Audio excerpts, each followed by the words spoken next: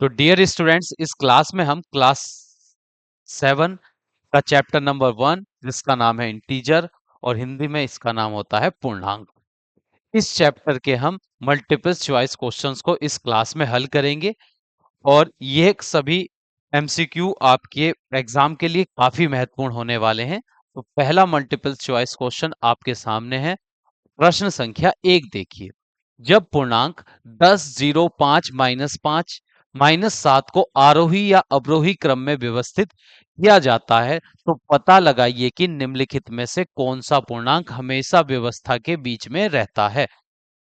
इस प्रश्न में ये 5 पूर्णांक हमको दिए गए हैं और इन 5 पूर्णांकों को हम अगर इन 5 पूर्णांकों को आरोही क्रम में या अवरोही क्रम में व्यवस्थित करते हैं तो ऐसा कौन सा पूर्णांक होगा जो दोनों ही स्थितियों में मध्य में आएगा, वो हमको बताना है।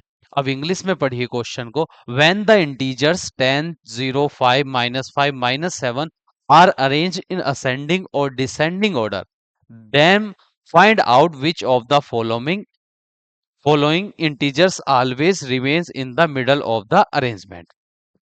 तो ये जो 5 इंटीजर्स हमको यहाँ पर गिवन है इस क्वेश्चन में, इन इंटीजर्स को पहले हमें असेंडिंग ऑर्डर में अरेंज करना है, फिर डिसेंडिंग ऑर्डर में अरेंज करना है।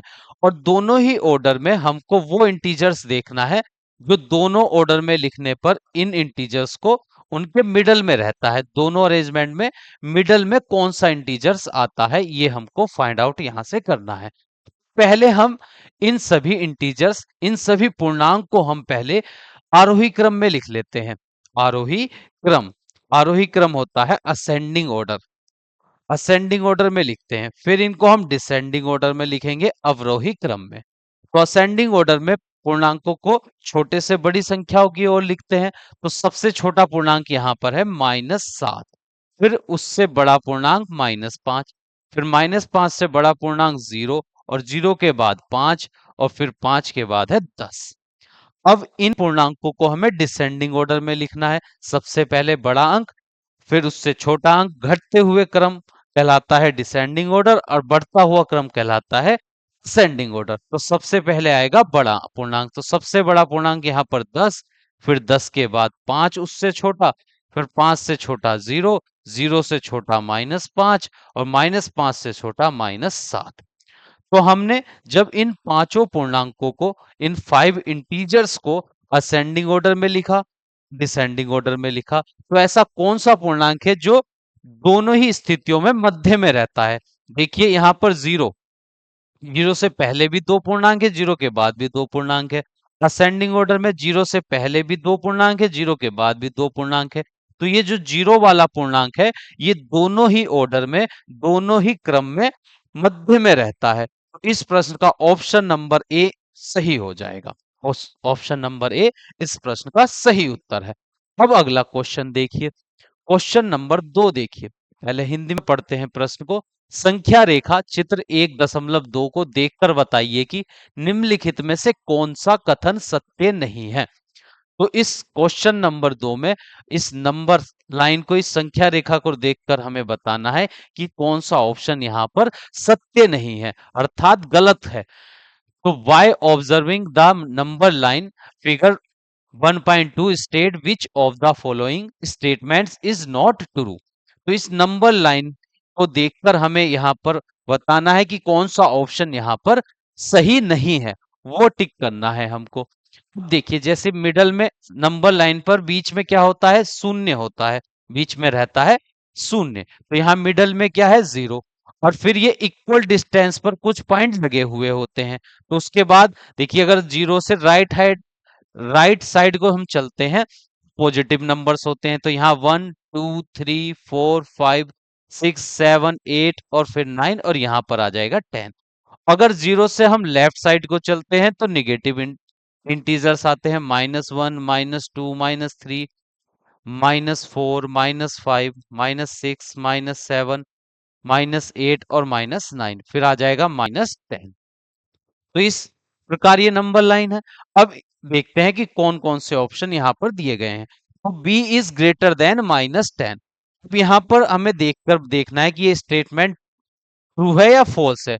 और इस क्वेश्चन का जो आंसर है वह जो स्टेटमेंट फॉल्स होगा वही इस क्वेश्चन का आंसर होगा, क्योंकि क्वेश्चन में कहा गया है कि by observing the number line state which of the following statement is not true. हमें उस स्टेटमेंट को टिक करना है जो ट्रू नहीं है। पहला स्टेटमेंट है बी इज ग्रेटर देन -10, कि जो बी पॉइंट है वो -10 से ग्रेटर है, ये हमको देखना है। तो देखिए बी वाला पॉइंट यहां पर है -4 पर, बी कौन से पॉइंट पर है -4 पर, और यहां पर है -10। तो हमने अपनी क्लास में सीखा है कि जब कोई इंटीजर्स या कोई नंबर नंबर लाइन पर राइट हैंड साइड की ओर होता है, राइट ओर होता है, नंबर लाइन पर राइट साइड होता है, तो वह बड़ा नंबर होता है। तो देखिए -10 यहां पर है और बी वाला जो पॉइंट है -4 वो राइट साइड है, तो यहां पर -4 जो है वह -10 से ग्रेटर होगा। तो बी इज ग्रेटर देन -10, तो ये स्टेटमेंट तो हमारा हो गया ट्रू। जो बी वाला पॉइंट है, बी वाला जो बिंदु है -10 से तो बड़ा है, यह इस कथन हमारा सही है। अब देखिए अगला वाला कथन, ए इज ग्रेटर देन 0। अब ए जो है वह 0 से बड़ा है, यह कथन कहा गया है। अब देखिए ए यहां पर है और 0 यहां पर है, तो जो संख्या रेखा रेखा पर नंबर लाइन पर दाईं ओर होता है, राइट साइड होता है, वह बड़ा होता है। तो अब देखिए ए जो है वह 0 से बड़ा है और वही स्टेटमेंट में लिखा हुआ है ए इज ग्रेटर देन 0, ए 0 से बड़ा है, तो ये स्टेटमेंट भी हमारा ट्रू है, सही है। अब अगला स्टेटमेंट देखिए, B is greater than A, B is greater than A. अब यहां पर कहा गया है कि जो ये बी वाला पॉइंट है ये ए से ग्रेटर है, ये बी वाला पॉइंट जो है ए से ग्रेटर है। नंबर लाइन पर ए वाला जो पॉइंट है वह राइट साइड है बी के, तो राइट साइड होता है वह ग्रेटर होता है, तो ये स्टेटमेंट हो जाएगा फॉल्स, ये स्टेटमेंट ट्रू नहीं है। B is greater than A, B वाला जो बिंदु है वह ए से बड़ा नहीं है, ये स्टेटमेंट यहां पर गलत हो जाएगा, तो फॉल्स। और यही हमारे इस क्वेश्चन का सही उत्तर होगा, क्योंकि क्वेश्चन में हमसे कहा गया है कि कौन सा इस नंबर लाइन को देखकर हमें बताना है कि इन चार स्टेटमेंट में से कौन सा स्टेटमेंट सही नहीं है। तो ये ऑप्शन सी जो है, ये ऑप्शन सी सही नहीं है, तो यही हमारे इस प्रश्न का सही आंसर है। अब चौथा स्टेटमेंट भी पढ़ लेते हैं, बी इज स्मॉलर देन ओ, 0। तो बी जो है 0 से छोटा है, तो यहां पर देखिए 0 है और बी नंबर लाइन पर लेफ्ट साइड है, तो जो लेफ्ट साइड पर होता है किसी नंबर के वह छोटा होता है, तो बी यहां पर छोटा है, लेस देन है, और ये सही लिखा हुआ है स्टेटमेंट। फोर्थ भी हमारा ट्रू था, तो हमको टिक करना था जो नॉट ट्रू है, तो ऑप्शन नंबर सी इस प्रश्न का सही उत्तर है। अब देखिए next question, question number 3, Hindi में पढ़ते हैं पहले। उपरोक्त संख्या रेखा को देखकर बताइए कि निम्नलिखित में से कौन सा कथन सत्य है। अब ये नंबर लाइन हमको देखकर बताना है कि जो ये संख्या रेखा है इसको देखकर हमको बताना है कि इनमें से कौन सा स्टेटमेंट सत्य है, कौन सा ट्रू है, वो स्टेटमेंट हमको यहाँ पर बताना है। अब इंग्लिश में पढ़िए, by observing the above number line figure 1.2 state which of the following statement is true. ये इन 4 स्टेटमेंट में से कौन सा स्टेटमेंट ट्रू है, ये हमको टिक करना है। पहला स्टेटमेंट देखिए, बी इज 2, जो ये बी वाला पॉइंट है ये 2 पर है। देखिए बी वाला पॉइंट है -4 पर, क्योंकि इस बार दोबारा से समझ लीजिए, मिडल में नंबर लाइन पर होता है 0, और फिर इक्वल डिस्टेंस पर एकक यूनिट, देखिए एकक यूनिट अगर राइट साइड जाते हैं तो 1, फिर 2, 3, 4, 5, 6, 7, 8, 9 और फिर ये आ जाएगा 10। और जब लेफ्ट साइड जाएंगे 0 के तो -1, -2, -3, -4, -5, -6, -7, -8 और -9। तो यहाँ स्टेटमेंट में दिया गया है बी इज 2, जो बी वाला पॉइंट है वह 2 पर है, और यहाँ पर बी वाला पॉइंट कहाँ पर है, -4 पर है ये बी वाला पॉइंट, ये ए वाला पॉइंट 7 पर है। तो यहाँ स्टेटमेंट ए जो हमको गिवन था इसमें कहा गया है कि बी 2 पर है, पर बी कहां पर है, -4 पर, तो ये स्टेटमेंट हमारा है फॉल्स। अब अगला स्टेटमेंट देखिए, ए इज -4, जो ए वाला पॉइंट है वो -4 पर है, पर ए वाला पॉइंट हमारे नंबर लाइन पर 7 पर है, +7 पर। तो ये दूसरा स्टेटमेंट भी हो गया फॉल्स। तीसरा स्टेटमेंट देखिए, बी इज -13। बी जो है -13 है, बी यहां पर -4 है, तो ये स्टेटमेंट भी हमारा फॉल्स है। बी इज -4, तो अब देखिए बी नंबर लाइन पर -4 है, तो ये स्टेटमेंट हमारा ट्रू है। इसलिए ऑप्शन नंबर डी इस प्रश्न का सही उत्तर है कि बिंदु बी जो है संख्या रेखा पर -4 पर स्थित है, 0 से -4 इकाई और पर स्थित है। तो ये ऑप्शन नंबर क्वेश्चन नंबर 3 हमारा कंप्लीट हो चुका है। अब हम नेक्स्ट प्रश्न देखते हैं, क्वेश्चन नंबर 4। हिंदी में पढ़ते हैं, पैटर्न 11 8 5 2 में अगली 3 क्रमागत संख्याएं हैं। अब इंग्लिश में देखिए, next 3 consecutive numbers in the pattern 11 8 5 2 are. तो इस पैटर्न में देखिए, कुछ पैटर्न में हमको कुछ इंटीजर्स यहां पर दिए गए हैं, कुछ पूर्णांक यहां पर दिए गए हैं, और इनसे अगले 3 क्रमागत पूर्णांक हमको बताने हैं। कंजुकेटिव इंटीजर्स हमको यहां पर बताने हैं कि आगे 3 अगले इंटीजर्स क्या आएंगे इस पैटर्न को समझकर। देखिए पहले यहां 11 था, पहले 11, फिर 8 हुआ, फिर 5 हुआ, फिर 2 हो गया। तो हमने यहाँ पैटर्न क्या देखते हैं कि जब 11 में से, देखिए 11 में से 3 घटाएंगे तो 8 आ जाएगा, 8 में से 3 घटाएंगे तो 5 आ जाएगा, 5 में से 3 घटाएंगे तो 2 आ जाएगा। फिर देखिए 2 में से भी अगर हम 3 घटाएं, कि हर बार 3 3 घट रहा है, तो इसलिए अगर हम 2 में से 3 घटाएंगे तो हमको -1 मिलेगा। फिर -1 में से 3 घटाएंगे तो -4 आ जाएगा। फिर -4 में से 3 घटाएंगे तो आ जाएगा -7। तो हमको अगले 3 पूर्णांक मिले हैं, -1, -4 और -7। देखते हैं किस ऑप्शन में दिए गए हैं, -1, -4 और -7। ऑप्शन नंबर डी में -1, -4 और -7। तो ऑप्शन नंबर डी इस प्रश्न का सही उत्तर हो जाएगा। इस प्रश्न में हमको एक पैटर्न दिया गया था इंटीजर्स का, उस पैटर्न को समझकर हमको अगले 3 लगातार, इससे अगले 3 इसी पैटर्न के अनुसार कौन से पूर्णांक आने थे वो छाटकर यहां पर बताने थे। तो 11 में से 3 घटाने पर 8, 8 में से 3 घटाएंगे 5, 5 में से 3 घटाएंगे 2। तो जब हर संख्या में से 3 3 घट रहा है, तो अगली संख्या भी 3 3 घटकर प्राप्त होंगी। तो 2 में से 3 घटाया -1, -1 में से 3 घटाएंगे तो -4, और -4 में से 3 घटाएंगे तो -7। तो अगली 3 संख्याएं इस पैटर्न में हमको मिल गई हैं, -1, -4 और -7।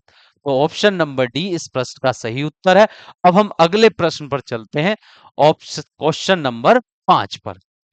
हिंदी में पढ़ते हैं, पैटर्न में अगली संख्या -62, -37 और -12, और इससे अगली संख्या हमको यहां पर बतानी है कि पैटर्न में 3 संख्याएं दी गई हैं, -62, -37 और -12।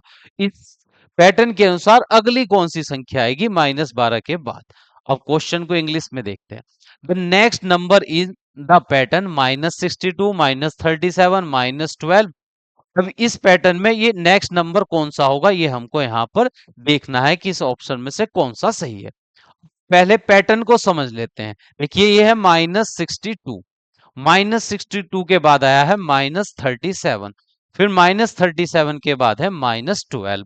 अब इससे अगला नंबर कौन सा आना है ये हमको फाइंड करना है। देखिए अगर हम -62 में से, देखिए यहाँ पर -62, इन दोनों नंबरों का डिफरेंस देख लेते हैं कि कितना है। देखिए -62 से बड़ा होता है -37, -37 से बड़ा होगा -12, फिर -12 से बड़ा ही अंक हमको आगे मिलेगा। तो अब इस दूसरे वाले अंक में से अगर इस पहले वाले अंक को घटाते हैं, -37 में से अगर हम माइनस करें माइनस के 62 को, तो इन दो अंकों का अंतर निकालते हैं हम। तो -37 माइनस माइनस +62, प्लस माइनस होते हैं माइनस, तो 62 में से 37 घटाएंगे तो 12 में से 7 गए 5, फिर 5 में से 3 जाएंगे तो 2, तो प्लस के 25 आ जाएंगे। तो इन दोनों संख्याओं का जो अंतर है वो 25 है। कितना है? 25 है।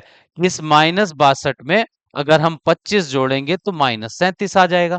फिर अगली संख्याओं का अंतर देखते हैं। तो अब -12 में से हम घटाएंगे -37 को, तो -12 माइनस माइनस हो जाएंगे +37। अब 37 में से यहाँ पर 12 घट जाएंगे। 37 में से 7 में से 2 घटाने पर 5 और 3 में से 1 घटाएंगे तो 2, और चिन्ह आएगा बड़े अंक वाला। तो प्लस का 37 है, यहाँ प्लस का चिन्ह आ जाएगा। तो इनका अंतर भी +25 ही है। इन दो संख्याओं का अंतर भी +25 है। अब अगली संख्या जो हमको ज्ञात होगी उसका अंतर भी कितना होगा, 25 ही होगा। जब शुरू के दो, देखिए यहाँ -62 में हमने 25 जोड़ा तो -37 आया। अब -37 से 25 जोड़ेंगे तो -12 आया। फिर -12 में हम 25 जोड़ते हैं, तो -12 में हम कितना जोड़ेंगे, 25, तो हमको मिल जाएगा 13। क्योंकि प्लस माइनस माइनस होते हैं, तो 25 में से 12 को घटाएंगे 13 आएगा, और चिन्ह लगाते हैं बड़े अंक का, तो बड़ा अंक यहाँ पर प्लस का है, +13 आ जाएगी अगली संख्या। अब देखते हैं कौन से ऑप्शन में यह हमको दिया गया है। Option number option number B इसका सही उत्तर हो जाएगा, क्योंकि the next number in the pattern -62 -37 -12, तो नेक्स्ट नंबर आ जाएगा इस पैटर्न का 13। तो ऑप्शन नंबर बी इस प्रश्न का सही उत्तर है। अब नेक्स्ट क्वेश्चन देखते हैं, क्वेश्चन नंबर 7। निम्नलिखित में से कौन सा कथन सत्य नहीं है। तो प्रश्न संख्या 6 में हमको देखना है कि कौन सा कथन, ये जो स्टेटमेंट हमको दिए गए हैं, कौन सा सत्य नहीं है, ये देखना है हमको। विच of the following statement is not true, वो स्टेटमेंट हमको यहाँ पर टिक करना है जो ट्रू नहीं है, अर्थात फॉल्स है, फॉल्स वाले को टिक करना है हमको यहाँ। तो क्वेश्चन हमको दिया गया है, देखिए क्वेश्चन है, पहला स्टेटमेंट देखिए कि जब दो धनात्मक पूर्णांक जोड़ते हैं तो हमेशा एक धनात्मक पूर्णांक प्राप्त होता है। कि जब हम दो धनात्मक, अगर प्लस की दो संख्याओं को जोड़ते हैं तो जोड़ने पर हमको सदैव प्लस का ही पूर्णांक मिलता है, ऐसा कथन एक में कहा गया है। अब इंग्लिश में पढ़ लीजिए इसको। When two positive integers are added, we always get a positive integers। कि जब हम दो पॉजिटिव इंटीजर्स को जोड़ते हैं तो जोड़ने के बाद हमको हमेशा पॉजिटिव इंटीजर्स ही मिलता है। देखिए ये स्टेटमेंट ट्रू है।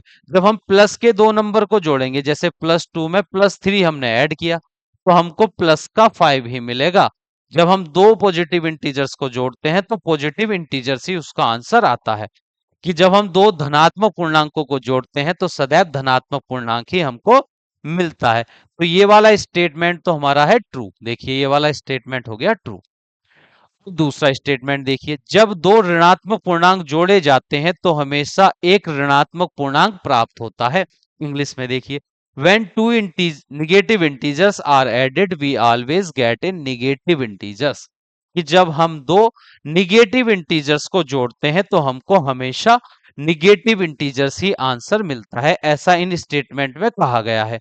कि जब हम ऋणात्मक पूर्णांकों को जोड़ते हैं दो को, तो हमको उत्तर भी ऋणात्मक ही मिलता है। अब देखते हैं, जैसे मैंने लिया -2, यहाँ पर -3, अब ये दोनों निगेटिव हैं, तो -2 में अगर -3 ऐड जोड़ते हैं तो -5 आएगा।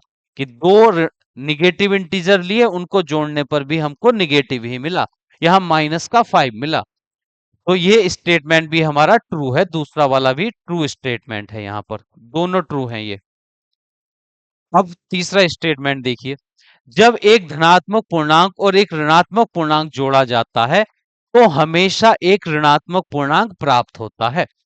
अब स्टेटमेंट, तीसरे वाले स्टेटमेंट में हमसे कहा गया है कि एक धनात्मक पूर्णांक और एक ऋणात्मक पूर्णांक, जब एक प्लस वाली संख्या और एक माइनस वाली संख्या को जोड़ा जाता है तो हमेशा एक ऋणात्मक पूर्णांक मिलता है। तो ये स्टेटमेंट देखिए गलत है। इसको एक बार इंग्लिश में पढ़ लीजिए, when A positive integers and A negative integer, जब ये पॉजिटिव को और एक निगेटिव इंटीजर्स को जोड़ा जाएगा तो we always get a negative integer, कि हमको हमेशा निगेटिव इंटीजर्स मिलेगा। तो ये स्टेटमेंट गलत है। गलत क्यों है, देखिए जब ये -5 लिया मैंने, -5, और उसमें मैंने ऐड कर दिया +7, माइनस प्लस होते हैं माइनस, तो 7 में से 5 घटेगा 2 आएगा, चिन्ह लगाएंगे बड़े वाले इंटीजर्स का। देख 7 है, 7 यहाँ प्लस का है, जिसका अंक बड़ा होगा उसका चिन्ह आएगा, तो +2 आएगा यहाँ पर। तो जब -5 में हमने प्लस का 7 ऐड किया, एक निगेटिव इंटीजर लिया, एक पॉजिटिव इंटीजर लिया, तो दोनों को जोड़ने पर हमको एक पॉजिटिव इंटीजर मिला। और इस स्टेटमेंट में कहा गया था कि जब एक पॉजिटिव लेंगे एक निगेटिव लेंगे तो हमेशा ही निगेटिव ही आंसर मिलेगा, पर ये आंसर तो पॉजिटिव आ गया, इसलिए ये स्टेटमेंट हमारा हो गया फॉल्स। ये स्टेटमेंट है फॉल्स। और इस क्वेश्चन का आंसर हमको फॉल्स वाला ही टिक करना था कि कौन सा कथन सत्य नहीं है। अब ये चौथा कथन भी पढ़ लेते हैं कि additive inverse of an integers 2 is -2। Additive inverse of -2 is 2। चौथे वाले ऑप्शन में कहा गया है कि पूर्णांक 2 का जब हम योज्य व्युत्क्रम ज्ञात करते हैं तो -2 होता है, और -2 का योज्य व्युत्क्रम प्लस का 2 होता है। तो ये स्टेटमेंट भी सही है, यहाँ पर ये स्टेटमेंट ट्रू है। अब ट्रू क्यों है इसको समझ लेते हैं। जब हम संख्या 2 का योज्य व्युत्क्रम निकालेंगे, योज्य व्युत्क्रम या एडिटिव इनवर्स, तो योज्य व्युत्क्रम निकालने के लिए जिस भी संख्या का योज्य व्युत्क्रम लगाते हैं उसको ब्रैकेट में लिखिए, उसके आगे माइनस का चिन्ह लगा दीजिए। अब ये प्लस का 2 था, प्लस माइनस हो जाएंगे -2, तो 2 का योज्य व्युत्क्रम -2 आएगा। यही इसमें कहा है कि योग 2 का योज्य व्युत्क्रम -2 है। फिर -2 का योज्य व्युत्क्रम हमको निकालना है, तो योज्य व्युत्क्रम एडिटिव इनवर्स जो होगा व्युत्क्रम, वह जिस संख्या का योज्य व्युत्क्रम निकालते हैं उसको ब्रैकेट में लिखिए, उसके आगे माइनस चिन्ह लगा दीजिए। अब माइनस माइनस प्लस का 2 आ गया, -2 का योज्य व्युत्क्रम +2 है। तो ये चौथा स्टेटमेंट जो है यह भी हमको ट्रू दिया गया था। तो इस क्वेश्चन का सही आंसर हो जाएगा ये ऑप्शन नंबर सी, क्योंकि क्वेश्चन में हमको जो स्टेटमेंट ट्रू नहीं है वो टिक करने के लिए कहा गया है। तो बाकी तीन ए बी और डी तीनों ट्रू है और ये थर्ड वाला फॉल्स था, तो ऑप्शन नंबर सी इस प्रश्न का सही उत्तर है। अब हम नेक्स्ट क्वेश्चन पर चलते हैं। क्वेश्चन नंबर 7, निम्नलिखित संख्या रेखा पर शून्य का मान बिंदु द्वारा दर्शाया गया है। एक संख्या रेखा हमको दी गई है और इनमें से जो ये अंक स्थान दिए गए हैं एक्स वाई जेड और डब्ल्यू, कौन से स्थान पर शून्य है, इन चारों में से कौन सा स्थान शून्य का है ये हमको बताना है। अब इंग्लिश में देखिए क्वेश्चन को।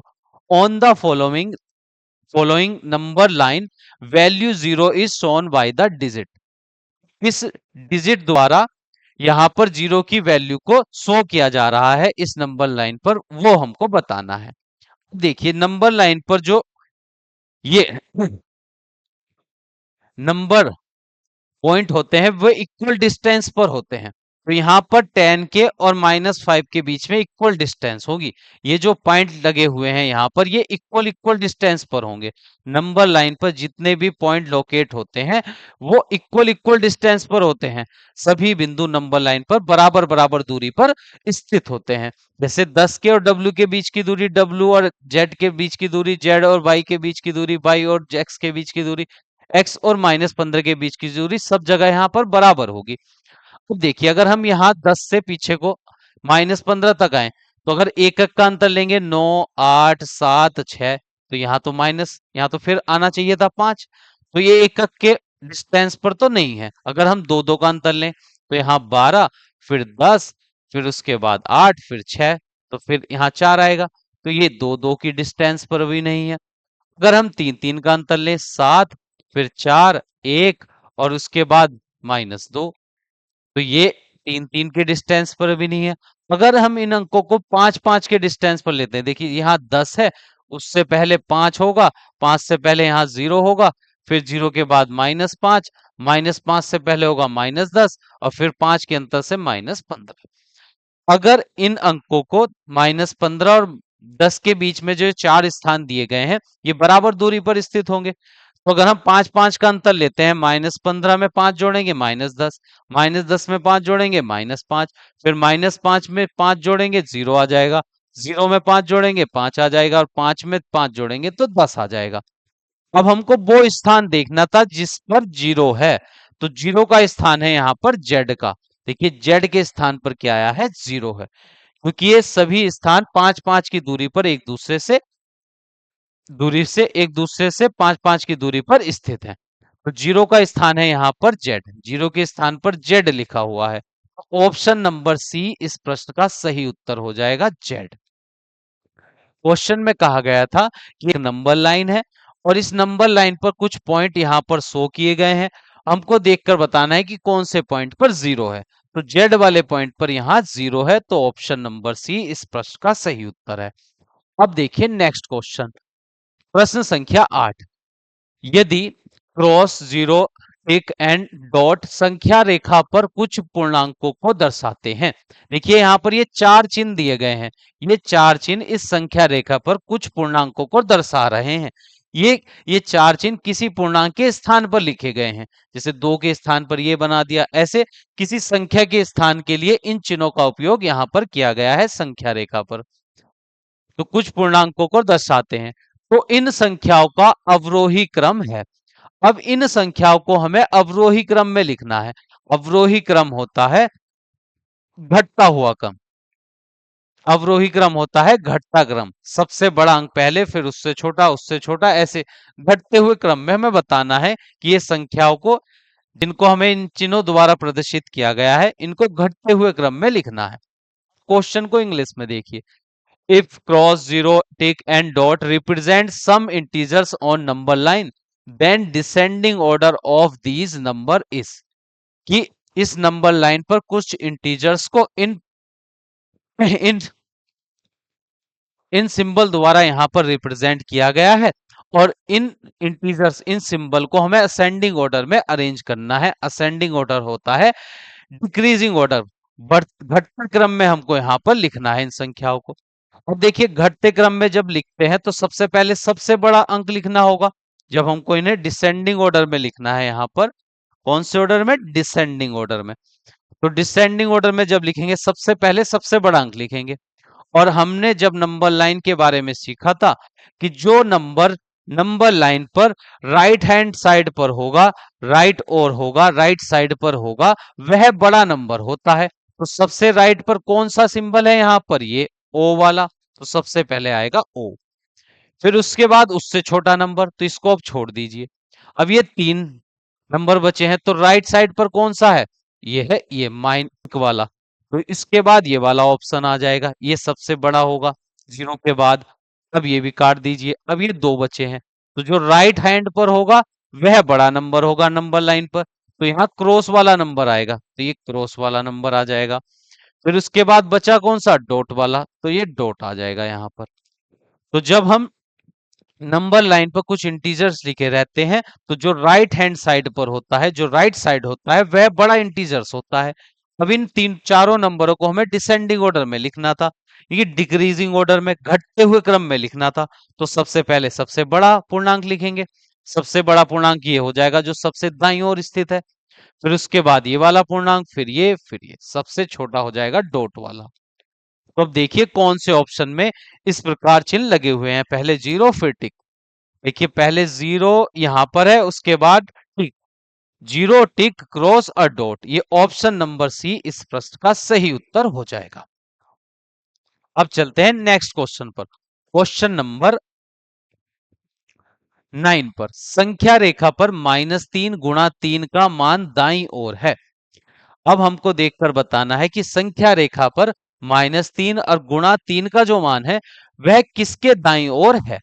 अब इंग्लिश में पढ़िए। On the number line the value of -3 cross into 3 lie on the right hand side of. अब हमको देखकर बताना है कि ये जो व्यंजक हमको दिया गया है, इसका जो मान है वह नंबर संख्या रेखा पर, नंबर लाइन पर किस अंक के दाईं ओर स्थित है। किस अंक के दाईं ओर स्थित है ये वाला मान, ये हमको बताना है। किस अंक के दाहिने ओर यहां पर स्थित है इन दोनों का मान। तो -3 की गुणा जब हम 3 से करेंगे तो 3 तिया हो जाएंगे 9, माइनस प्लस होता है माइनस। तो -3 और 3 का जो गुणनफल है वो -9 आया है। अब हमको देखना है कि संख्या रेखा पर -9 इनमें से किस अंक के दाहिनी ओर स्थित है। अब देखिए अगर नंबर लाइन हम बनाते हैं, देखिए नंबर लाइन जब हम बनाते हैं तो बीच में होता है शून्य, बीच में होता है शून्य।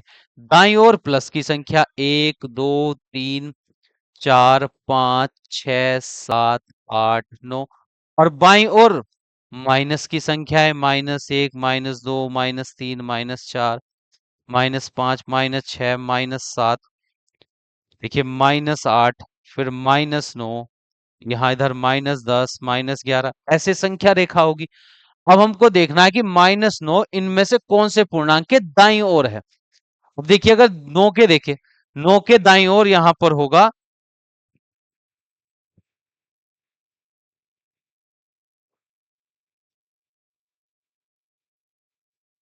अब देखिए संख्या 9 के दाईं ओर, देखिए 9 के जो दाईं ओर इधर की साइड होगा वो 10 होगा। 9 के दाईं ओर क्या है, 10, -9 नहीं है, तो ये ऑप्शन भी नहीं होगा।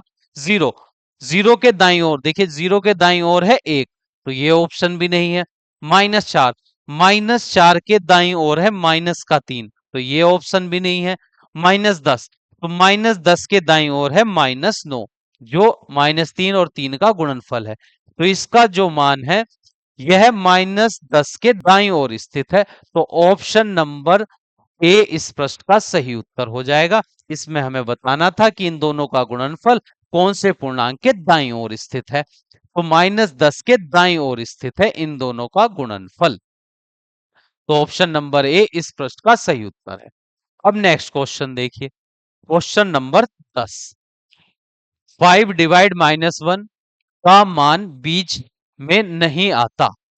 तो हमको बताना है कि जो 5 को अगर हम -1 से भाग करते हैं तो ये जो मान हमको प्राप्त होगा वह किन दो पूर्णांकों के बीच में नहीं आएगा, इनमें से ये हमको देखकर बताना है। The value of 5 divide -1 does not lie between, किन दो इंटीजर के बीच में से इन दोनों का जो क्वोशंट होगा, -1 से जब 5 को डिवाइड करेंगे तो इनमें से कौन दो के नंबरों के बीच में इनका आंसर क्वेश्चन नहीं आएगा, ये हमको बताना है।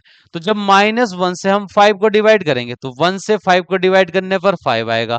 ये प्लस का है माइनस का, प्लस माइनस हो जाएंगे माइनस। तो जब -1 से हम 5 को भाग करेंगे, इस 5 को डिवाइड करेंगे तो -5 आएगा। जब -1 से हम 5 को भाग करेंगे तो माइनस का 5 आएगा। अब हमको बताना है कि ये -5 इन जो दो दो पूर्णांकों के जोड़े दिए गए हैं उनमें से किसके बीच में नहीं आता है, ये हमको बताना है। तो देखिए -5, ये 0 और -10 दिया गया है। तो जब हम संख्या रेखा की देखते हैं, संख्या रेखा, देखिए संख्या रेखा पर बीच में क्या रहता है, बीच में होता है 0। इधर माइनस की संख्याएं चलेंगी, ठीक है, -4, -5, और उधर को चाहिए माइनस की संख्याएं, फिर -5, -6, दाहिनी तरफ प्लस की संख्याएं चलती हैं संख्या रेखा पर। तो हमको ये देखना था कि -5 इनमें से किन के बीच में नहीं है। तो 0 और -10 के बीच में, देखिए 0 यहां पर है, -10 इधर होगा बाई तरफ कहीं, उसके बीच में तो 5 आ रहा है, 0 और -10 के बीच में 5 यहां पर है। तो इन दोनों के बीच में तो -5 आता आता है। फिर अगले दो जोड़े देखिए, यहाँ 0 और 10, 0 और ये प्लस का 10 इधर आएगा दाहिनी तरफ का, 6, 7, 8, 9 और फिर 10। देखिए 0 और 10 के बीच में हमको ये -5 नहीं मिलेगा, -5 तो इधर रह जाएगा। तो ऑप्शन नंबर बी ही इस प्रश्न का सही उत्तर हो जाएगा, कि क्योंकि संख्या रेखा पर -5 से जब 1 को भाग करते हैं तो -5, -1 से जब हम 5 को भाग करते हैं तो हमको -5 मिलेगा। और -5 0 और -10 के बीच में आता है, -4 और -15 के बीच में भी मिलेगा, -6 और +6 के बीच में भी मिलेगा, पर 0 और 10 के बीच में -5 नहीं आता है। तो हमको यही बताना था इस प्रश्न में कि इन दोनों -1 से जब 5 को भाग करेंगे, भाग करने पर जो संख्या आएगी इनमें से किन के बीच में नहीं है। तो 0 और 10 के बीच में नहीं है, तो ऑप्शन नंबर बी इस प्रश्न का सही उत्तर हो गया है। अब अगला क्वेश्चन देखिए, क्वेश्चन नंबर 11। क्वेश्चन नंबर 11 है, water level in water level in A well was 20 meter below ground level during rainy season. Rainy water collected in the different water tanks was drained into the well and the water level rise 5 meter above. ये water level जो है वह ground से 20 metre below है। ये जो ये एक वेल है, यहाँ पर कुआं है, इस कुएं का जो पानी है उस पानी का जो लेवल है वह ग्राउंड ग्राउंड लेवल से 20 मीटर नीचे है, ऐसा इसमें यहाँ पर कहा गया है। ड्यूरिंग रेनी सीजन, जब रेनी सीजन आया उस सीजन में रेन वाटर इस में कलेक्ट किया गया, इस वेल में रेन का जो वाटर था वो कलेक्ट किया गया, जिससे इस वेल का वाटर का जो लेवल था वह 5 लेवल जो था 5 मीटर राइज हो गया, कि 5 मीटर बढ़ गया, 5 मीटर ऊपर आ गया पानी। The previous level, the wall of the well is wall of the well, जो वेल की ये वॉल है, जो कुआ है, कुएं की जो ये दीवार है वो 1 मीटर 20 सेंटीमीटर, 1 मीटर 20 सेंटीमीटर है। इस वॉल की जो लेंथ है वह 1 मीटर 20 सेंटीमीटर है। And A pulley is fixed at the height of 60 centimetre, और इस वॉल से जो पुली लगी हुई है जहां से जिसकी मदद से हम वाटर को खींचेंगे, इस कुएं में से पानी निकालते हैं इस पुली की मदद से, इस पुली की हाइट कितनी है वॉल से, ये 80 सेंटीमीटर है। Raghu wants to draw water from the well. The minimum length of the rope that he can use is.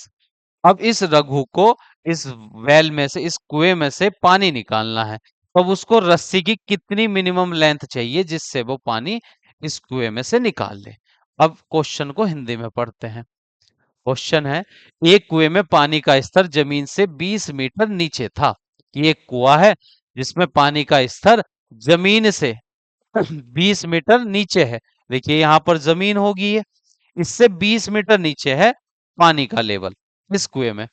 बरसात के मौसम में अलग अलग पानी की टंकियों में जमा बारिश के पानी को कुएं में बहा दिया जाता है, और पानी का स्तर पिछले स्तर से 5 मीटर ऊपर उठ जाता है, कि बरसात के मौसम में जो भी पानी इकट्ठा होता है टंकियों में वो सब इस कुएं में छोड़ दिया जाता है, जिससे इस कुएं का जो पानी का लेवल था, स्तर था, वह 20 मीटर 5 मीटर ऊपर आ जाता था। पहले वह 20 मीटर नीचे था, अब 5 मीटर ऊपर आ गया। तो अब देखिए, पहले वो 20 मीटर नीचे था, यहाँ पर 5 मीटर जब ऊपर आएगा तो अब इसकी जमीन के लेवल से इसकी ऊंचाई कितनी रह जाएगी, 15 मीटर।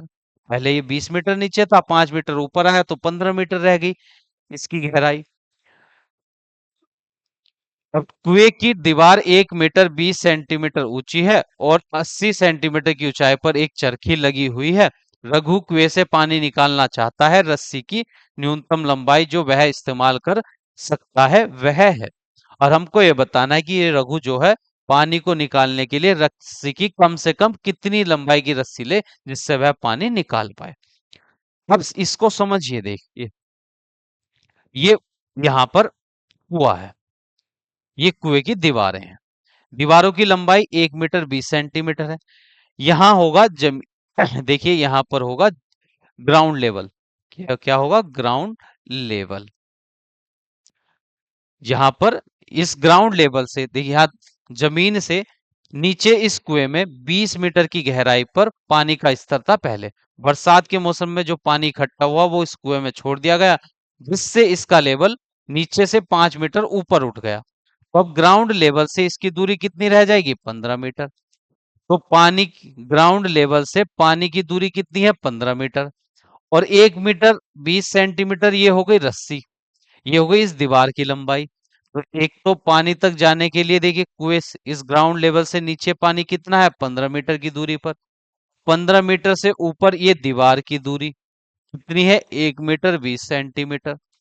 फिर इस दीवार से इस झिर्री की ऊंचाई कितनी है, 80 सेंटीमीटर। तो न्यूनतम दूरी कितनी हो जाएगी, यहां से लेकर ये 15, फिर 1 मीटर 20 सेंटीमीटर, फिर 80 सेंटीमीटर, इन तीनों को जोड़ देंगे तो हमको वह रस्सी की न्यूनतम लंबाई मिल जाएगी कि जिससे वह पानी निकाल सकता है इस कुएं से। तो देखिए, पहले जमीन से पानी का स्तर कितना है, 15 मीटर की दूरी पर है, प्लस उसमें दीवार की लंबाई भी जोड़ेंगे तो वह आ जाएगी 1 मीटर 20 सेंटीमीटर है। 1 मीटर 1.20 मीटर हो जाएगा। फिर उसमें 80 सेंटीमीटर और जोड़ना है। 80 सेंटीमीटर का मतलब है 80 को जब हम 100 से डिवाइड करेंगे तो ये मीटर में 8.0 मीटर आ जाएगा। तो इसमें 0.80 मीटर और जोड़ देंगे तो जब इनको हम जोड़ देंगे, देखिए 15 है, जब इनको जोड़ेंगे हम 15 मीटर प्लस 80 और 20 जुड़कर 100 होंगे, 0 0 पॉइंट आगे आ जाएगा, एक पॉइंट और एक ये 2, तो ये 2 मीटर हो जाएगा, 15 और 2 हो जाएंगे 17 मीटर। तो उस रघु को इस कुएं में से पानी निकालने के लिए कम से कम 17 मीटर लंबी रस्सी चाहिए, कम से कम। ज्यादा तो कितनी यूज कर सकता है? तो ऑप्शन नंबर ए में हमको दिया गया है 17 मीटर। इस कुएं में से पानी निकालने के लिए रघु को कम से कम 15 वो 17 सेंटीमीटर की रस्सी की आवश्यकता होगी। क्वेश्चन नंबर 11 का ऑप्शन नंबर ए सही उत्तर है। अब हम नेक्स्ट क्वेश्चन पर चलते हैं, क्वेश्चन नंबर 12 पर। क्वेश्चन 12 है कि -11 × 7 बराबर नहीं है, कि -11 और 7 की गुणा करने पर जो संख्या प्राप्त होगी इनमें से किसके बराबर नहीं है, ये हमको बताना है। कि -11 × 7 इज नॉट इक्वल टू, इनमें से किसके बराबर नहीं है। तो जब हम -11 की गुणा 7 से करेंगे तो -77 आ जाएगा, माइनस प्लस माइनस आ जाएगा, 11 सत्ते होते हैं 77, 11 7 जा 77, तो माइनस के 77 आ गए हैं। अब इनमें से देखना है ये किसके बराबर नहीं है। अब देखिए जब हम 11 की गुणा -7 से करेंगे तो यहाँ भी -77 ही आ जाएगा, प्लस माइनस माइनस, 11 सत्ते 77।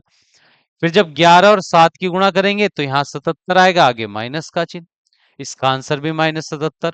माइनस माइनस ये प्लस हो जाएगा, 11 की गुणा 7 से करेंगे तो 77 आएगा, ये प्लस का 77 आया।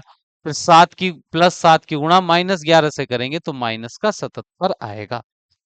क्वेश्चन में हमसे पूछा गया था कि जब हम -11 की गुणा 7 से करते हैं तो वो किसके बराबर नहीं आता है इनमें से।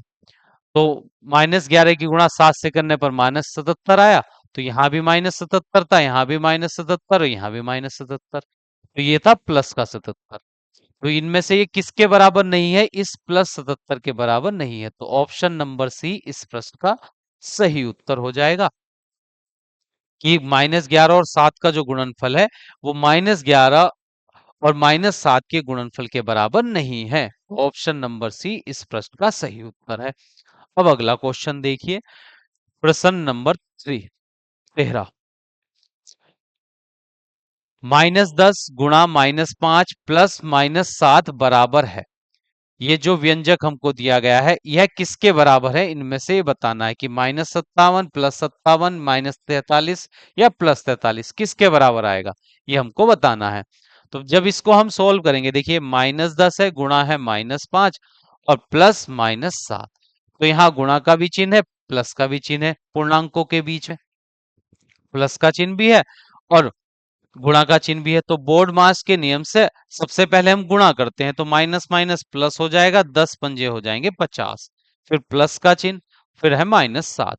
अब इस कोष्टक को खोलते हैं, तो प्लस चिन्ह की गुणा माइनस चिन्ह से करने पर माइनस चिन्ह आएगा, फिर 7, 50 में से 7 घटेगा तो प्लस का 43 आ जाएगा।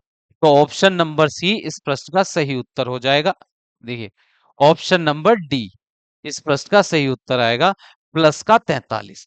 जब -10 की गुणा -5 से करेंगे तो प्लस का 50 और उसमें से हम -7 घटा देंगे तो आ जाएगा 43 प्लस का। तो ऑप्शन नंबर डी इस प्रश्न का सही उत्तर हो जाएगा। अब अगला क्वेश्चन देखिए, क्वेश्चन नंबर 14, हिंदी में पढ़ते हैं पहले। निम्नलिखित में से कौन सा ए का योज्य व्युत्क्रम नहीं है। अब ये बताना है कि जो एक पूर्णांक दिया गया है ए, इसका योज्य व्युत्क्रम इनमें से कौन सा नहीं है। देखिए जब आपको किसी संख्या का योज्य व्युत्क्रम निकालना हो, इंग्लिश में बोले तो एडिटिव इनवर्स, जब किसी इंटीजर्स का एडिटिव इनवर्स निकालना हो तो हम क्या करते हैं, जैसे हमको +2 का या +5 का योज्य व्युत्क्रम अगर हमको निकालना है, योज्य व्युत्क्रम व्युत्क्रम, तो बस हम क्या करते हैं, जिस भी संख्या का योज्य व्युत्क्रम निकालेंगे उसके आगे माइनस चिन्ह लगा देते हैं। ये प्लस का 5 था, उसके आगे माइनस चिन्ह लगाया तो प्लस माइनस क्या आ गया, माइनस का 5। बस चिन्ह बदल जाते हैं, ये प्लस का था तो ये -5 आ गया। अगर -7 का हम योज्य व्युत्क्रम निकालें, योज्य व्युत्क्रम -7 का, तो ये -7 है, जब इसके आगे हम माइनस चिन्ह लगाएंगे तो माइनस माइनस प्लस के साथ हो जाएंगे। तो -7 का योज्य व्युत्क्रम +7, +5 का योज्य व्युत्क्रम -7। बस चिन्ह बदल जाता है। योज्य व्युत्क्रम का मतलब एडिटिव इनवर्स। तो which of the following is not the additive inverse of A. तो यहां पर हमसे पूछा गया है कि ए का इनमें से कौन सा एडिटिव इनवर्स नहीं है। अब जब हम ए का एडिटिव इनवर्स निकालेंगे, एडिटिव इनवर्स या योज्य व्युत्क्रम अगर हम निकालेंगे तो कैसे निकालते हैं हम? जिस भी संख्या का योज्य व्युत्क्रम निकालेंगे उसके आगे माइनस का चिन्ह लगाएंगे। ये प्लस का ए था, ये माइनस था, प्लस माइनस माइनस ए आएगा। अब इनमें से देखना है कि किन का उत्तर माइनस ए नहीं आ रहा है, वही इस प्रश्न का सही उत्तर हो जाएगा। देखिए माइनस माइनस ये हो जाएगा प्लस का ए की गुणा -1 से करेंगे तो माइनस का ए, ये माइनस ए है। -1 से ए को भाग करेंगे, एक से किसी संख्या को भाग करने पर वही संख्या आएगी, माइनस प्लस माइनस। तो ऑप्शन बी सी और डी में तो माइनस ए मिला है, जो ए का योज्य व्युत्क्रम होता है। व्युत्क्रम होता है वही हमको दिया गया है बी और सी और डी में। ए ऑप्शन में हमको प्लस ए दिया गया है। क्वेश्चन में कहा गया था कि इनमें से कौन सा ए का योज्य व्युत्क्रम नहीं है वो बताइए। तो ऑप्शन नंबर ए इस प्रश्न का सही उत्तर हो जाएगा। ए का जो योज्य व्युत्क्रम होता है वह माइनस ए होता है, पर यहाँ प्लस ए दिया गया था, तो यही इस प्रश्न का सही उत्तर है। कि और सब तो इसके योज्य व्युत्क्रम है, पर ये पहला वाला नहीं है। तो ऑप्शन नंबर ए इस प्रश्न का सही उत्तर है।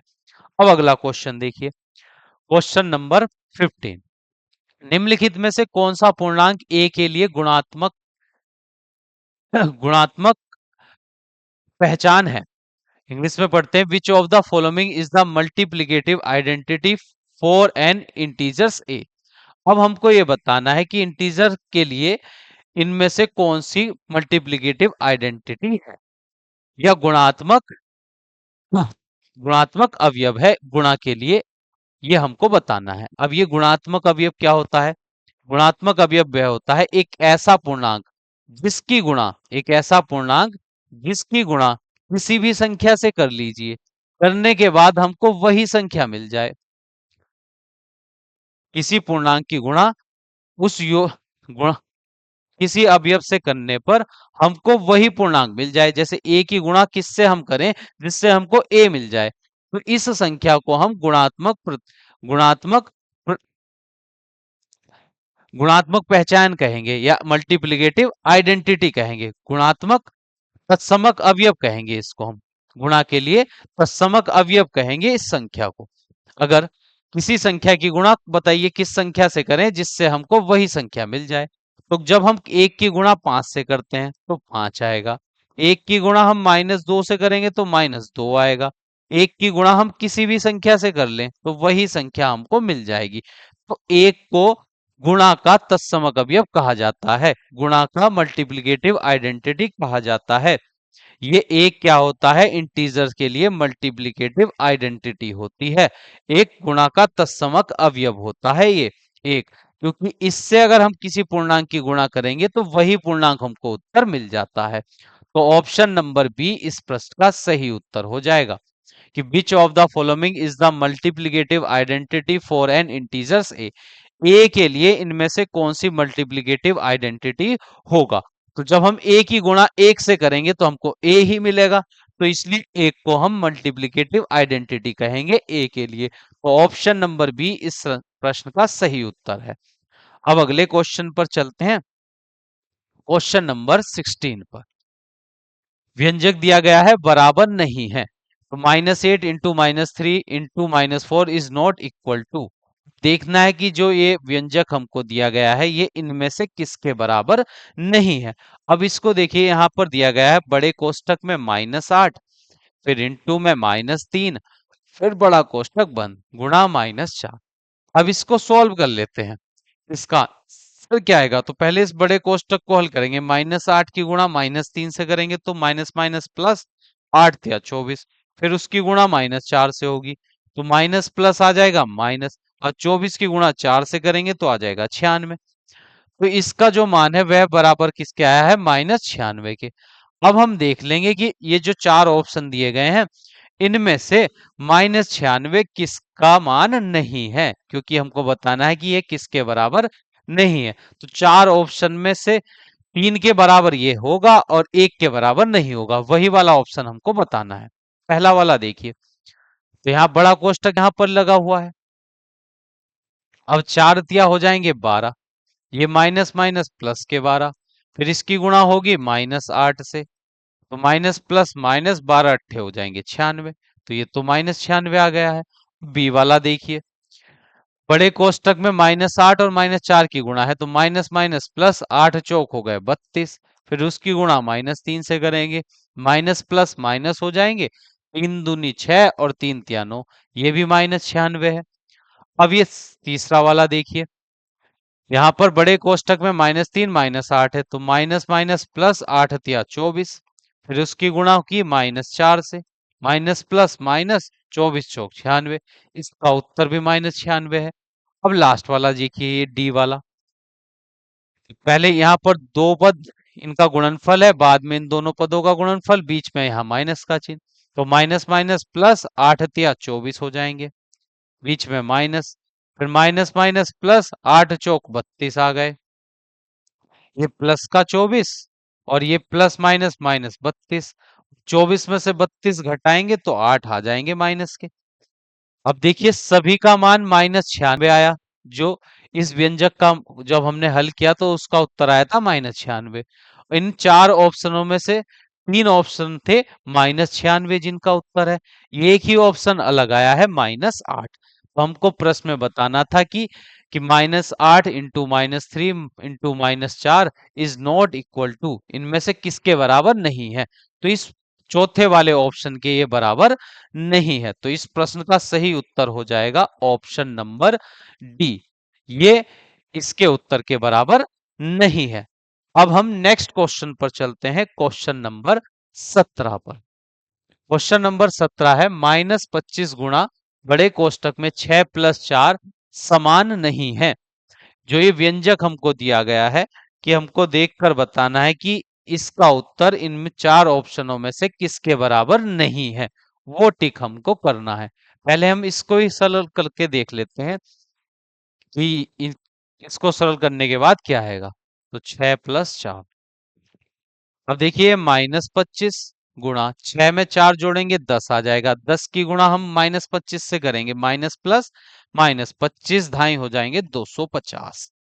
तो पहली इसका उत्तर आया है -250। अब हम देखेंगे कि इन चार ऑप्शनों में से किसका उत्तर -250 नहीं है, वही हमारा सही उत्तर होगा इस प्रश्न का। अब देखिए -50 की गुणा करनी है हमको 10 से, -25 की गुणा 10 से करनी है, तो माइनस चिन्ह की गुणा प्लस चिन्ह से करेंगे, माइनस प्लस माइनस आएगा, 25 धाई हो जाएंगे 250, तो ये तो -250 है, इसके बराबर है।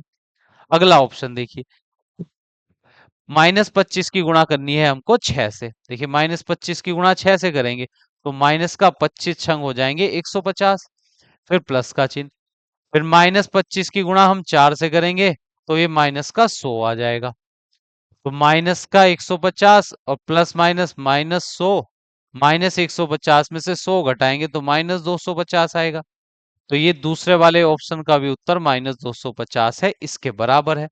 अब तीसरा वाला देखिए, -25 की गुणा अगर हम 4 से करें, 25 चौका 100 और 100 की गुणा फिर 6 से हो जाएगी तो 600 आएगा, और प्लस माइनस माइनस का 600 आएगा। ऑप्शन नंबर डी में हमको -250 ही दिया गया है, तो इन चार ऑप्शन में से ए बी और डी बराबर हैं -250 के, हमको बताना था वह किसके बराबर नहीं है, तो ऑप्शन नंबर सी के बराबर ये नहीं है, इसमें -600 आया है, तो ऑप्शन नंबर सी इस प्रश्न का सही उत्तर हो जाएगा। अब अगले क्वेश्चन पर चलते हैं, क्वेश्चन नंबर 18 पर। -35 गुणा -107 समान नहीं है। अब बताना है कि इन दो संख्या, इन दो पूर्णांकों का जो गुणनफल है वो इनमें से किसके बराबर नहीं है। तो देखिए -35 है, इसकी गुणा जब हम 107 से करेंगे तो देखिए हमको क्या प्राप्त होगा। देखिए इसको जब हम हल करेंगे कि -35 गुणा 107, जब इनकी अगर हम वैसे गुणा करते हैं तो एक तरीका ये है कि हम ऐसे गुणा कर देंगे कि 107 और 35 की गुणा करते हैं, तो 7 पंजे 35, पहले 5 से गुणा करेंगे, 5 सत्ते 35, 3 हासिल, 3 5 का पढ़ा 0 में जाएगा, 0 बार 3 जोड़ेंगे 3 आ जाएगा, 5 एकन 5।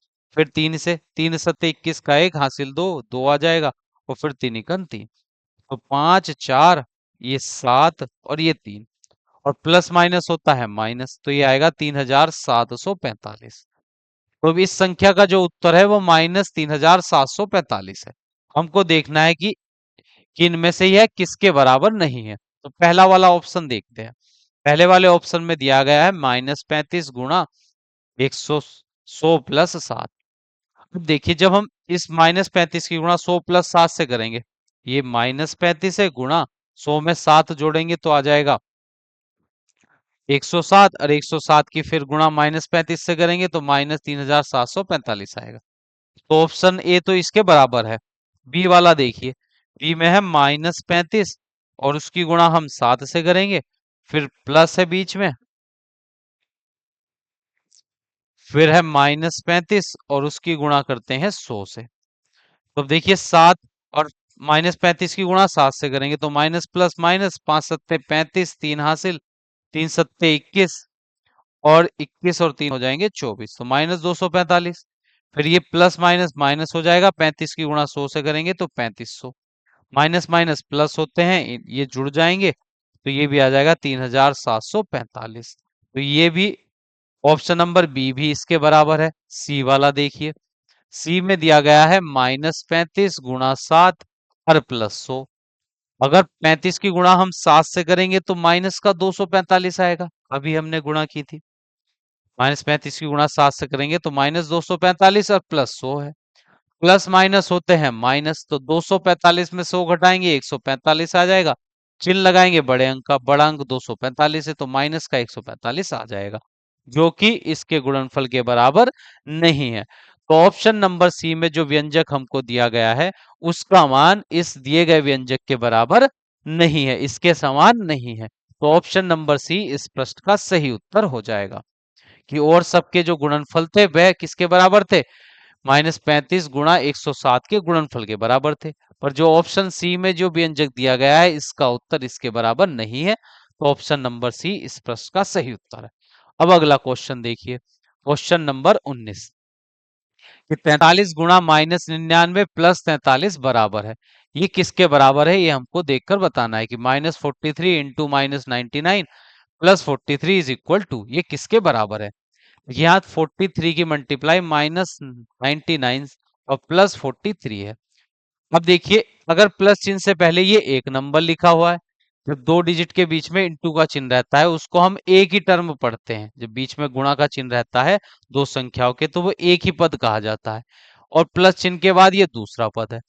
अगर इन दोनों पदों में से हम 43 उभयनिष्ठ निकालें, देखिए गुणा 43 बाहर निकाल दें, तो यहाँ पहले पद में से बचेगा -99, फिर प्लस का चिन्ह, दूसरे पद में से जब 43 हमने उभयनिष्ठ निकाला, उभयनिष्ठ निकालने का मतलब है, कॉमन निकालने का मतलब है 43 से इसे डिवाइड कर दी, तो 43 से 43 को डिवाइड करेंगे तो एक आ जाएगा। ये 43 गुणा, तो -99 में जब हम एक, अच्छा यहाँ पर देखिए ये माइनस का चिन्ह छुटा हुआ है, यहाँ पर ये माइनस का 43 था, पहला वाला जो पूर्णांक है वो क्या है, माइनस का है, यहाँ पर माइनस, तो ये माइनस का 43 हम यहाँ पर उभयनिष्ठ निकाल रहे हैं पहले वाले में से, तो -43 उभयनिष्ठ निकाला तो यहाँ पर -99 बचा, पर यहाँ प्लस का 43 था, तो जब हम माइनस चिन्ह उभयनिष्ठ निकालेंगे तो माइनस प्लस क्या हो जाएगा, यहाँ पर चिन्ह आएगा माइनस का, और फिर -1 बचेगा। अब -99 में एक घटाएंगे तो -100 आ जाएगा, और बाहर कितना है, ये माइनस का 43, -43 की गुणा -100 से करेंगे तो माइनस माइनस प्लस, 43 की गुणा 100 से करने पर आ जाएगा 4300। तो कौन से ऑप्शन में ये दिया गया है, तो ऑप्शन नंबर ए इस प्रश्न का सही उत्तर है, प्लस का 4300। अब अगला क्वेश्चन देखिए, क्वेश्चन नंबर 20, कि -16 को भाग देनी है 4 से तो समान नहीं है, कि -16 डिवाइड 4 समान नहीं है, इनमें से किसके बराबर नहीं है ये हमको बताना है, कि -16 divide by 4 is not same as, ये किसके बराबर नहीं है। देखिए जब -16 को हम 4 से डिवाइड करेंगे तो 4 प्लस का है, 16 माइनस का है, तो प्लस माइनस माइनस आएगा। 4 से 16 को डिवाइड करेंगे तो 4 आ जाएगा, तो इसका उत्तर -4 है। और इन चारों ऑप्शन में से जिसका भी उत्तर -4 नहीं होगा वो इसका इस प्रश्न का सही उत्तर होगा, क्योंकि हमको बताना है कि इनमें से कौन सा, चारों ऑप्शन में से कौन सा इसके बराबर नहीं है। जो बराबर नहीं है वो इस प्रश्न का उत्तर है। देखिए ए वाले ऑप्शन में जब -4 को हम भाग करेंगे 16 से, देखिए 16 से 4 को तो भाग होगी नहीं, तो इसको इस प्रकार लिखेंगे -4 उसके बटे में 16, ये 4 गुना 4, 4 चौक 16, ये आएगा -1/4। और जब हम 4 से -16 को भाग करते हैं तो -4 आता है, और 16 से -4 को भाग करेंगे तो -1/4। तो ये देखिए पहला वाला ही जो है इसके बराबर नहीं है, तो ऑप्शन नंबर ए ही इस प्रश्न का सही उत्तर हो जाएगा, कि जब हम 4 से -16 को भाग करते हैं तो -4 आता है, पर जब हम 16 से -4 को भाग करेंगे तो -1/4 आएगा, जो कि इसके बराबर नहीं है। तो ऑप्शन नंबर ए ही इस प्रश्न का सही उत्तर है, क्योंकि यहाँ 4 से 16 को भाग करते 4 आता, आगे माइनस था, प्लस माइनस माइनस हो जाएगा, 4 से 16 को भाग करेंगे तो 4 आएगा -4, और यहाँ पर -4 पहले से ही है। तो ये ऑप्शन बी और सी डी के तो बराबर समान है, पर ऑप्शन नंबर ए के बराबर नहीं था, इसलिए ऑप्शन नंबर ए इस प्रश्न का सही उत्तर है। अब अगला क्वेश्चन देखिए, निम्नलिखित में से कौन सा पूर्णांक को सही नहीं दर्शाता है, कि निम्नलिखित में से कौन सा पूर्णांक को सही नहीं दर्शाता है ये हमको बताना है। विच of the following does not represent N integer, कि इन जो ऑप्शन दिए गए हैं ऑप्शन में, कि इनका जो उत्तर होगा ऑप्शन में दिए गए व्यंजकों का जो उत्तर है वो एक पूर्णांक नहीं है, एक इंटीजर नहीं है, वो हमको बताना है। देखिए जब -7 से 0 को भाग करेंगे तो 0 आएगा, 0 एक पूर्णांक होता है। -4 से 5 को भाग करेंगे तो माइनस प्लस माइनस 4 पंजे हो जाएगा 20, -5 आएगा। 3 से 9 को भाग करेंगे तो 3 आएगा, माइनस प्लस माइनस का 3 आ जाएगा। और जब हम 5 से -12 को भाग करेंगे तो माइनस प्लस माइनस 5 दूनी 10, 2 बचेंगे, दशमलव लगाएंगे, 5 चौक 20 हो जाएगा, तो ये 2.4 आएगा, जो कि एक इंटीजर नहीं है। इंटीजर पॉइंट में नहीं होते, पूर्णांक दशमलव में नहीं होते, तो ऑप्शन नंबर डी इस प्रश्न का सही उत्तर हो जाएगा। ये एक पूर्णांक को नहीं दर्शा रहा है, ये एक 2.4 जो है एक इंटीजर नहीं है, एक पूर्णांक नहीं है, तो ऑप्शन नंबर डी इस प्रश्न का सही उत्तर है। अब अगला क्वेश्चन देखिए, question number 22, which of the following is different from the other, इनमें से कौन सा एक दूसरे से अलग है, ये हमको बताना है, कि निम्नलिखित में से कौन सा अन्य से भिन्न है। इन चार ऑप्शनों में से कोई से 3 ऑप्शन तो एक जैसे होंगे और एक ऑप्शन अलग होगा, वो हमको यहाँ पर छाट कर बताना है। देखिए 20, जब इसको हल करेंगे 20 प्लस माइनस माइनस, और ये 25, 20 में से 25 घटाएंगे तो -5, तो पहले वाले का उत्तर -5। फिर सी वाले का हल कर लेते हैं, -5 की गुणा -1 से करेंगे तो ये प्लस का 5 आ जाएगा। अब देखिए ये माइनस का 37, माइनस माइनस प्लस का 32 हो जाएगा, और -37 में 32 जोड़ेंगे तो माइनस प्लस माइनस होते हैं, इसलिए 37 में से 32 घट जाएंगे, 5 आएगा, और चिन्ह लगाएंगे बड़े अंक का, तो -5 आएगा इसका उत्तर भी। जब 9 से 45 को भाग करेंगे, 9 पंजे 45, और माइनस प्लस हो जाएगा माइनस, तो चार ऑप्शनों में से 3 ऑप्शनों के जो उत्तर है वो -5 और -5 है। केवल एक ही ऑप्शन ऐसा है जिसमें +5 दिया गया है, तो ये +5 इन तीनों से अलग है, तो इसलिए ऑप्शन नंबर सी इस प्रश्न का सही उत्तर है, ये option number C, option number C. ठीक है, ये इन बाकी तीनों से भिन्न है, इसलिए ऑप्शन नंबर सी इस प्रश्न का सही उत्तर हो जाएगा। अब नेक्स्ट क्वेश्चन देखिए, क्वेश्चन नंबर 23, निम्नलिखित में से कौन सा तापमान में अधिकतम वृद्धि दर्शाता है, कि इनमें से कौन सा तापमान में, ये जो चार ऑप्शन दिए गए हैं, चारों ऑप्शन में से कौन सा तापमान में अधिकतम वृद्धि बता रहा है, कि सबसे ज्यादा वृद्धि कौन से तापमान में हुई है इन चारों में से, कि which of the following show the maximum rise in temperature, कि टेम्परेचर में मैक्सिमम राइज इनमें से कौन से में से हुआ है, ये बताना है हमको। तो अब देखिए 23 से 32 हो गया, 23 से टेम्परेचर 32 हो गया, तो कितने का डिफरेंस आया? देखिए जो बाद में होगा उसमें से घटाएंगे, लास्ट वाले फाइनल वाले टेम्परेचर में से अपना ओल्ड वाला टेम्परेचर हम माइनस कर देंगे। तो 32 में से 27 माइनस हो जाएंगे, 23 माइनस होंगे, तो यहाँ पर बचेगा 9 डिग्री सेल्सियस। अगला है -10 डिग्री से 1 डिग्री हो गया, 1 डिग्री। तो जो फाइनल टेम्परेचर था उसमें से माइनस कर देंगे ओल्ड वाले टेम्परेचर को। तो 1 डिग्री में से जब हम -10 डिग्री को माइनस करेंगे तो 1 डिग्री माइनस माइनस प्लस, ये 10 डिग्री, 10 और 1 हो जाएंगे 11 डिग्री। तो यहाँ पर -10 से +1 होने तक कितना टेम्परेचर बढ़ गया? 11 डिग्री सेल्सियस। अब ये -18 डिग्री सेल्सियस से -11 डिग्री सेल्सियस हो गया। तो जो फाइनल वाला टेम्परेचर है उसमें से माइनस कर देंगे जो इनिशियल, जो पहला वाला था, -18 डिग्री सेल्सियस। तो -18 माइनस माइनस प्लस, ये 18। अब प्लस माइनस होते हैं माइनस, देखिए प्लस माइनस क्या होते हैं? माइनस होते हैं। तो 18 में से 11 घटाएंगे तो 7 आएगा और प्लस का चिन्ह आ जाएगा बड़े अंक का। तो यहाँ टेम्परेचर जो बढ़ा है वह 7 डिग्री सेल्सियस बढ़ा है। फिर -5 से +5 हो गया, तो 5 में से घटाएंगे माइनस का 5, तो माइनस माइनस प्लस का 5, ये हो गया 10 डिग्री सेल्सियस। तो अब हमको देखना था कि इन चारों में से कौन से तापमान में जो तापमान परिवर्तन हुआ है, कौन से में ज्यादा परिवर्तन हुआ है। तो यहाँ 11 डिग्री सेल्सियस का सबसे ज्यादा टेम्परेचर यहाँ पर बढ़ा है, तो ऑप्शन नंबर बी इस प्रश्न का सही उत्तर हो जाएगा। इस टेम्परेचर में सबसे ज्यादा इंक्रीज हुआ है, -10 डिग्री सेल्सियस से 1 डिग्री सेल्सियस होने में कितने का चेंज आया है? 11 डिग्री सेल्सियस का। बाकी में 10 था, यहाँ पर 9 था, 7 था, सबसे ज्यादा कौन सा है? 11। तो ऑप्शन नंबर बी इस प्रश्न का सही उत्तर है। अब अगला क्वेश्चन देखिए, if a and b are two integers then which of the following may not be an integers, कि a और b दो पूर्णांक है तो निम्नलिखित में से कौन सा पूर्णांक नहीं हो सकता, ये हमको बताना है। कि a और b कोई दो पूर्णांक है, कोई दो इंटीजर्स हैं, तो इनमें से देखना है कि इनमें से कौन सा इंटीजर्स नहीं हो सकता। देखिए जब हम दो इंटीजर्स को जोड़ते हैं, a में b जोड़ेंगे तो हमको इंटीजर्स ही मिलेगा।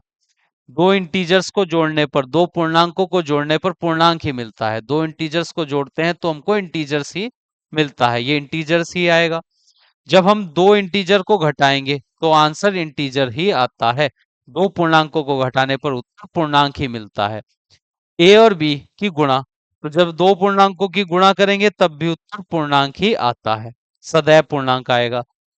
और जब ए को बी से भाग करेंगे, देखिए पहले वाले को हमने बी से भाग किया, तो जो अगर ए के स्थान पर ऐसे समझ सकते हैं, मैंने लिखा यहाँ पर 14 और बी के स्थान पर लिखा 7, तो 14 को 7 से भाग करेंगे तो 2 आएगा, 2 तो पूर्णांक है। पर अगर हम देखिए 15 को 7 से भाग करते तब हमको उत्तर एक पूर्णांक नहीं मिलता, जो पूर्णांक नहीं था। तो जब हम दो पूर्णांकों को जोड़ते हैं तो सदैव पूर्णांक मिलेगा, दो पूर्णांकों को घटाएंगे तब भी पूर्णांक आएगा, दो पूर्णांकों की गुणा करेंगे तो गुणनफल भी पूर्णांक आता है।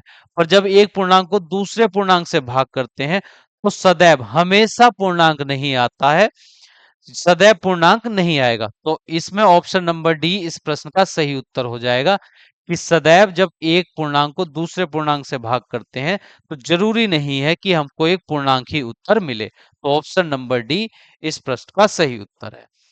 अब नेक्स्ट क्वेश्चन देखिए, क्वेश्चन नंबर 25, शून्योत्तर पूर्णांक ए के लिए निम्नलिखित में से कौन सा परिभाषित नहीं है, कि एक पूर्णांक ए है और उस ए के लिए इनमें से कौन सा ऑप्शन सही नहीं है, ये हमको बताना है। For a non zero integers, कि ए जो है एक नॉन जीरो इंटीजर्स है, ये जीरो के अलावा कोई सा भी इंटीजर्स हो सकता है, माइनस में या पॉजिटिव, प्लस का हो सकता है, माइनस का, पर जीरो नहीं है। ये A which of the following is not defined, इनमें से कौन सा ऑप्शन डिफाइंड नहीं है।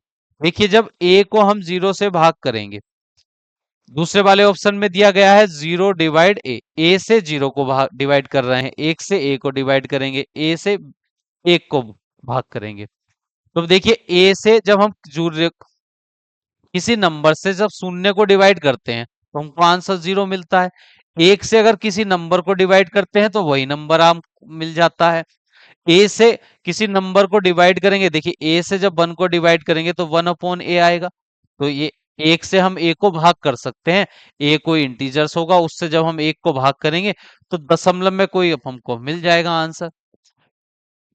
पर जब हम जीरो से ए को भाग करेंगे तो जीरो से हम किसी को डिवाइड नहीं कर सकते, किसी नंबर को हम कभी भी जीरो से डिवाइड नहीं कर सकते, यह असंभव है कि जीरो से हम किसी नंबर को डिवाइड नहीं कर सकते हैं, यह परिभाषित नहीं है।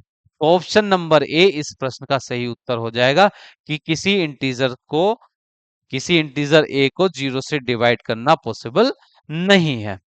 ऑप्शन नंबर ए इस प्रश्न का सही उत्तर है। और आप इन सभी मल्टीपल चॉइस क्वेश्चंस की घर पर प्रैक्टिस कीजिए, जो आपके एग्जाम के लिए काफी महत्वपूर्ण होंगे। और ये जो क्लासेस के माध्यम से आपको मल्टीपल चॉइस क्वेश्चंस कराए जा रहे हैं, ये आपके एग्जाम के लिए काफी महत्वपूर्ण है। और जिन स्टूडेंट्स ने मैक्स मैक्स ओलंपियाड में पार्टिसिपेट किया है, उनसे भी इस क्लास की चर्चा कीजिए और अपने सभी साथियों को ये क्लास शेयर कीजिए। तो मिलते हैं नेक्स्ट क्लास में नए चैप्टर के मल्टीपल चॉइस क्वेश्चंस के